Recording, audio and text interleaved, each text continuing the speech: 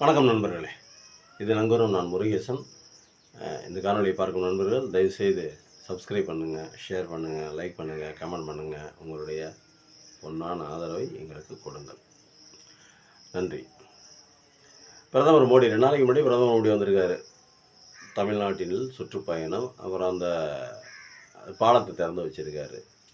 500 சுச்சம் கோடிகளை செலவு பண்ணி கட்டின அந்த பாலத்தை திறந்து வச்சுருக்காரு.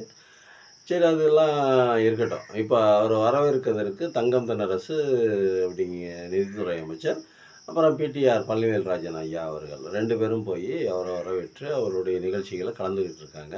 பிரதமர் இவர் முதல்வர் ஸ்டாலின் வந்து அதுக்கு போகலை.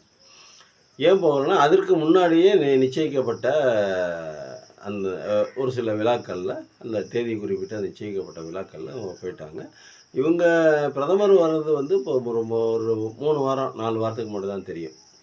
ஆனால் ஸ்டாலின் கலந்துக்கிட்ட அந்த நிகழ்வுகள்லாம் வந்து கிட்டத்தட்ட 6 மாதத்துக்கு முன்னாடியே நிர்ணயிக்கப்பட்ட நிகழ்வுகள் அப்படின்னு சொல்லிட்டு நம்பத்தகுந்த வட்டாரங்கள் வந்து செய்திகள் வருது. இப்போ பிரச்சனை என்ன அப்படின்னா, அண்ணாமலை என்ன சொல்லியிருக்காரு, பிரதமர் தமிழ்நாடு வரும்போது அந்த மாநில முதலமைச்சர் வந்து அவரை போய் நேராக வரவேற்கணும், தலையாய கடமை. சரி, அவர் அப்படி வரவேற்காததுனால, பிரதமரை வரவேற்க போகாததுனால அவர் மன்னிப்பு கேட்கணும் அப்படின்னு சொல்லியிருக்காரு. ரைட்டு. ரெண்டுமே சரியான பாயிண்ட் தான். ஒரு பிரதமரை வந்து வரவேற்கணும் அப்படிங்கிறது ஒரு முதலமைச்சருடைய தலையாய கடமை. அப்படியே வச்சு பேசுவோம். இப்போது பிரதமர் மாதிரி நடந்துக்கணும்ல, அது ரொம்ப முக்கியமில்ல. பிரதமருக்கு ஒரு புரோட்டோக்கால் இருக்குது, முதலமைச்சருக்கு ஒரு புரோட்டோக்கால் இருக்குது. அவர் வரும்போது இவர் வரவேற்கணுங்கிற தலையாய கடமை அப்படிங்கிறத நாங்கள் ஏற்றுக்கொள்கிறோம்.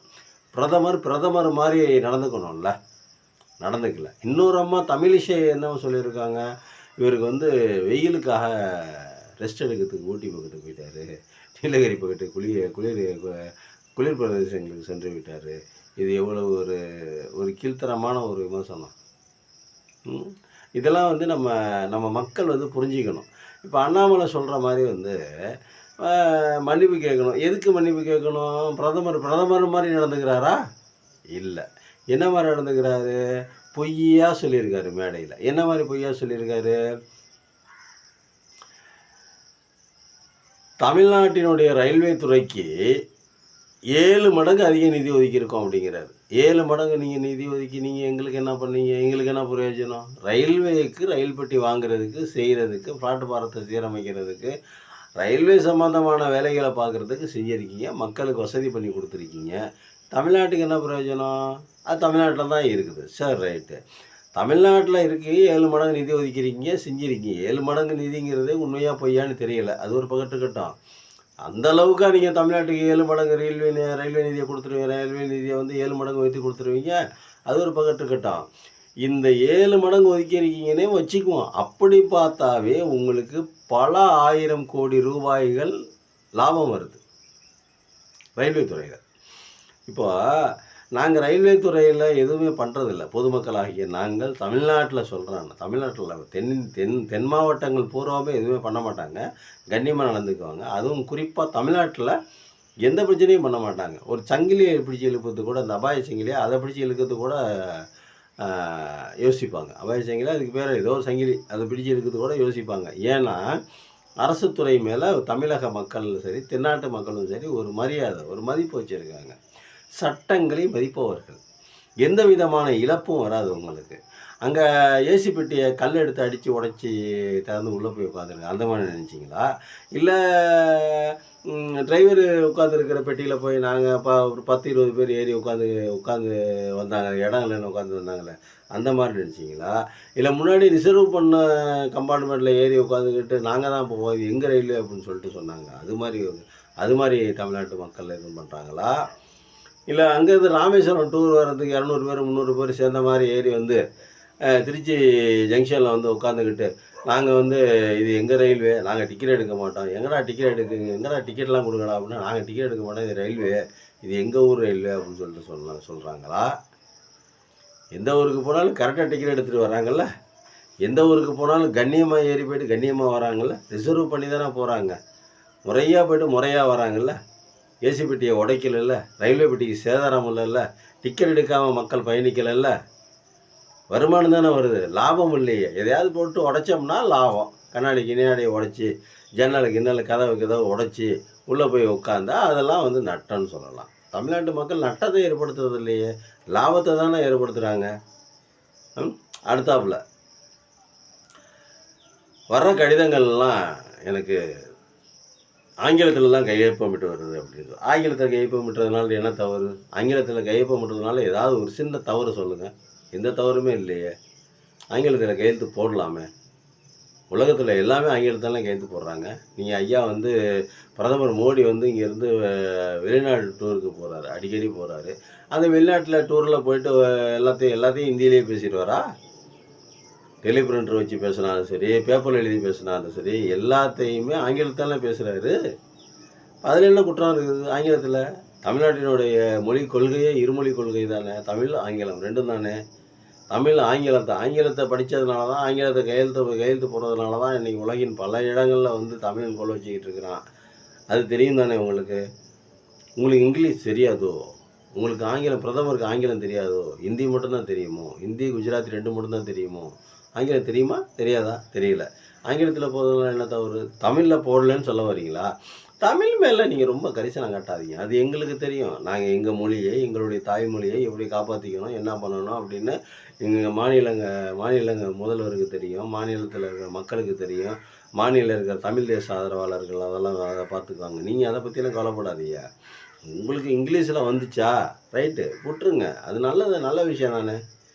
அப்புறம் தமிழ்நாட்டுக்கு 3 மடங்கு அதிகமாக நிதி கொடுத்தும் சிலர் அழுகுறாங்க. அவங்க அழுதுகிட்டே இருக்கட்டும், ரைட்டு, நியாயமான ஒரு அழுதுகிட்டே இருக்கிறதா. நாங்கள் என்ன பண்ணுறது? உங்கள் ஆட்சியில் நாங்கள் அழுதுகிட்டு தானே இருக்கணும், வேறு வழி இல்லைல்ல. நீங்கள் வந்து இப்போ 2014 ஆட்சிக்கு வந்ததுலேருந்து நாங்கள் அழுதுகிட்டே தான் இருக்கிறோம். அது ஒரு பக்கம் இருக்கட்டும். இப்போ 3 மடங்கு நிதி கொடுத்துருக்காங்க அப்படிங்கிறீங்க. இப்போ வந்து பள்ளி கல்வித்துறைக்கு வர வேண்டிய அந்த 2100 சொச்சம் கோடி அந்த பணம் வரல அப்படின்னு சொல்லிட்டு முதலமைச்சர் சொல்கிறாரு, பள்ளி கல்வித்துறை அமைச்சர் சொல்கிறாரு. அது நேராக வந்து டெல்லியில் வந்து பேசி பார்த்துட்டு அதுக்கப்புறம் சொல்கிறாரு. அதுக்கு நீங்கள் 3 மடங்கு நிதி கொடுத்துருக்கீங்களே, யாருக்கிட்ட கொடுத்தீங்க? நீங்கள் தமிழ்நாடு அரசுக்கிட்ட கொடுக்கலையோ? தமிழ்நாடு கவர்மெண்ட்டில் கொடுக்கலையோ? சரி, அந்த 100 நாள் வேலை திட்டத்தில் அந்த அம்மா ஒரு ஏழை எளியவர்கள், எளிமையான மனிதர்கள் வேலை செய்கிறாங்களே, 200 250 200 சம்பளத்துக்கு வேலை செய்கிறாங்கல்ல, அந்த சம்பளத்தை கொடுக்காம, அதுக்குள்ள நிதியை கொடுக்காம 2000 கோடிக்கு மேலே பாக்கி வச்சுட்டீங்கன்னு சொல்கிறாங்களே, அது எப்படி? அதையும் கொடுத்துட்டீங்களோ? அதை யார்கிட்ட சார் கொடுத்தீங்க? இல்லை, 3 மடங்கு அதிகமான நிதி கொடுத்துருக்கீங்க அப்படின்னு சொல்லிட்டு நீங்கள் சொல்கிறீங்க. மத்திய மந்திரி பிரதான், உங்களோட அமைச்சரவையில் உங்களுக்கு கீழே பணியாற்றுகிற ஒரு மத்திய மந்திரி பிரதான், அவர் என்ன சொல்கிறாரு? தர்மேந்திர பிரதானா, அவர் என்ன சொல்கிறாரு? அவர் இருந்துக்கிட்டு உங்களுக்கு நீங்கள் மும்மொழி கொள்கையை ஏற்றுக்காவிட்டால், இந்தி மொழியை 3வது மொழியாக ஏற்காவிட்டால் உங்களுக்கு நிதி தர மாட்டோம் அப்படின்னு சொல்கிறாரு. நீங்கள் 3 மடங்கு அதிகமாக கொடுத்துட்டீங்கன்னு பிரதமர் சொல்கிறாரு. இவர் இருந்துக்கிட்டு நாங்கள் நிதியே தரமாட்டோம் அப்படின்னு சொல்கிறாரு. 2000 சொச்சம் 100 சொச்சம் கோடி இல்லை, 5000 கோடி ரூபா உங்களுக்கு தர வேண்டிய பணத்தை தரமாட்டோம் அப்படின்னு சொல்லிட்டு அவர் சொல்கிறாரு. நீங்கள் சொல்கிறது உண்மையா, அவர் சொல்கிறது உண்மையா? நீங்கள் சொல்கிறது உண்மைன்னே வச்சுக்கிட்டா கூட சரி, அவர் சொல்கிறது உண்மைன்னு வச்சுக்கிட்டா கூட அவர் தரமாட்டோம் அப்படின்னு அவர் மாதிரி கெத்தாக நிற்கிறாருன்னு வச்சுக்கோங்க. எதுக்கு அந்த கெத்துன்னு தெரியல, வளைக்க பார்க்குறாரு. அது வளைக்கிறதுக்கு முதலமைச்சர் ஸ்டாலின் வந்து உறுதியான சொல்லிட்டாரு. நீங்கள் இப்போ 5000 கோடியில் 10,000 கோடி ரூபா தராமல் போனாலும் நாங்கள் மும்மொழி கொள்கையை ஏற்றுக்கொள்ள மாட்டோம்னு தெளிவாக சொல்லிட்டாரு. திருப்பி அதை பற்றி பேசுகிறது வேஸ்ட்டு. இப்போ நீங்கள் தந்துட்ட 3 மடங்கு அதிகமாக கொடுத்துருக்கோன்னு சொன்னீங்களே, யாருக்கிட்ட கொடுத்துருக்கீங்க? சிஎம்கிட்ட கொடுக்கலையா? பள்ளி கல்வித்துறை அமைச்சர்கிட்ட கொடுக்கலையா? தமிழ்நாடு அரசாங்கத்திட்ட கொடுக்கலையா? பிஜேபிகிட்ட கொடுத்துட்டீங்களா? 3 மடங்கு அதிகமாக. இப்போ 5000 கோடி அப்படின்னா 15,000 கோடி ரூபா யார்கிட்ட கொடுத்துருக்கீங்க? 15,000 கோடின்னு சொல்கிறீங்களா? இப்போ 3 மடங்கு அதிகமாக வர வேண்டிய தொகையை 2100 சொச்சம், அதுக்குள்ள ஒரு 2100 சொச்சம், 4500 கோடின்னு வச்சுக்க. 4500 கோடி கிட்டத்தட்ட 13,500 கோடி, 14,000 கோடி யார்கிட்ட கொடுத்தீங்க?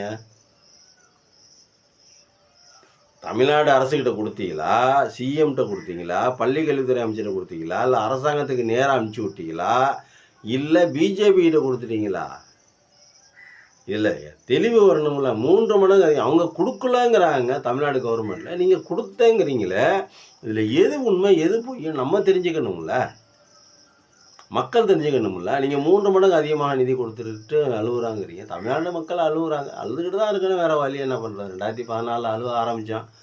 இந்தியா சுதந்திரமானதுலேருந்தே அழுவ ஆரம்பித்தான். அன்றைக்கே சொன்னார் ஐயா பெரியார், இந்தியா வெள்ளைக்காரன்ட்ட வாங்கி கொள்ளைக்காரன்ட்ட கொடுக்குறோம்னு. இப்போ கொள்ளைக்காரங்கள்ட்ட தான் இருக்குது, கொள்ளையடிச்சிக்கிட்டு தான் இருக்கீங்க. தரமாட்டேங்கிறீங்க, நியாயமாக தர வேண்டிய பணத்தையும் தரமாட்டேங்கிறீங்க. அது சொன்னது கரெக்டு தான். 1947 சுதந்திரம் நீங்கள் 2014 தான் ஆட்சிக்கு வந்தீங்க. 1947 சுதந்திரம் ஆனதுலேருந்து நாங்கள் அழுதுகிட்டு தான் இருக்கிறோம், கெஞ்சிக்கிட்டு தான் இருக்கிறோம், நிதியை கேட்டு கெஞ்சிக்கிட்டு தான் இருக்கிறோம், காவேரியில் தண்ணி கேட்டு கெஞ்சிக்கிட்டு தான் இருக்கிறோம், எல்லாத்தையும் கேட்டு கெஞ்சிக்கிட்டு தான் இருக்கிறோம். ஆனால் தந்து பாடல எதையுமே தரமாட்டேங்கிறீங்க, எதையுமே தரமாட்டேங்கிறீங்க. அழுதுகிட்டு தான் இருக்கிறோம், அழுதுகிட்டே தான் இருக்கிறோம், இன்னமும் அழுகுறோம். ஏன் அழுகுறோன்னு தெரியாமையே எங்கள் மக்கள் அழுகுறாங்க, ஏன் அழுகுறோன்னு தெரியாமையே எங்கள் மாநிலம் அழுகுது. ஏன்டா நாங்கள் உங்கள்கிட்ட எங்கள் பணத்தை கொடுத்து விட்டு எங்கள் பணத்தை கேட்குறதுக்கு நாங்கள் ஏன்டா அழுவணும் அப்படிங்கிறது ஒரு வேதனையான ஒரு விஷயம். இதுக்கு விடிவு என்னங்கிறது எங்களுக்கும் தெரியல, எங்கள் முதலமைச்சருக்கும் தெரியல, என்ன பண்ண போகிறோன்னு புரியல, தமிழ்நாட்டுடைய வருங்காலம் எப்படி ஆக போகுதுன்னு எங்களுக்கு தெரியலை.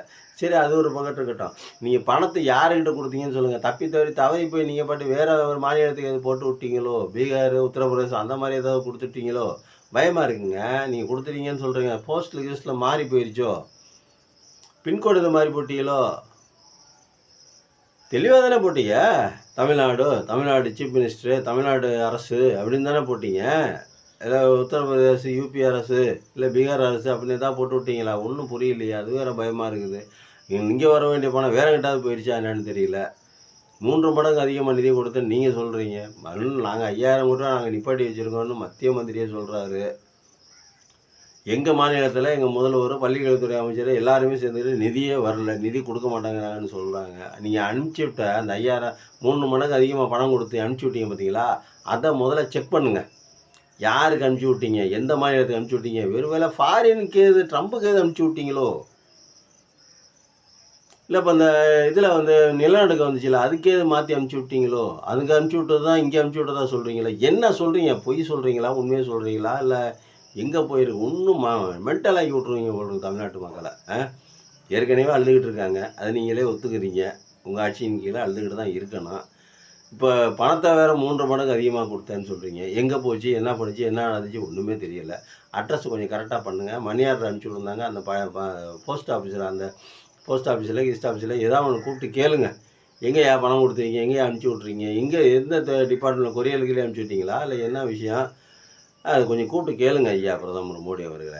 சரி, இப்படியெல்லாம் பேசுகிற பிரதமரை வரவேற்க போகலன்னா அண்ணாமலைக்கு கோவம் விழாவில் பொத்துக்கிட்டு வெளியே வருது. நீ போய் வரவேற்றுக்க, உன்னை யார் போவேனான்னு சொன்னது? நீ போய் கூப்பிடியா? எதுவுமே தரமாட்டார். படிப்பை ஒழிக்கணும்னு பார்ப்பார், நிதியை கேட்டால் தரமாட்டார், எதுவுமே தரமாட்டார். ஆனால் போய் நாங்கள் போய் வரவேற்று முன்னாடி நின்று வரவேற்று ஆரத்தி எடுத்து பொட்டு வைக்கணும். எது செஞ்சாலும் எது செய்யாட்டியும், எது உண்மையாக இருந்தாலும் எது பொய்யாக இருந்தாலும் போய் வரவேற்கணும். எல்லாம் மரியாதை மரியாதை மதிப்பு எல்லாம் கொடுக்கணும். ஆனால் நீங்கள் எல்லாத்தையும் வாங்கிக்குவீங்க, மரியாதை வாங்கிக்குவீங்க, பணத்தை வாங்கிக்குவீங்க, எல்லாத்தையும் வாங்கிக்குவீங்க. ஆனால் எங்களுக்கு திருப்பி எதுவும் செய்ய மாட்டீங்க. இதில் வேறு மன்னிப்பு வேறு கேட்கணுமா தமிழ்நாடு சிஎம்? ஏன் மன்னிப்பு கேட்கணும் அப்படின்னு தெரியல. நன்றி, வணக்கம்.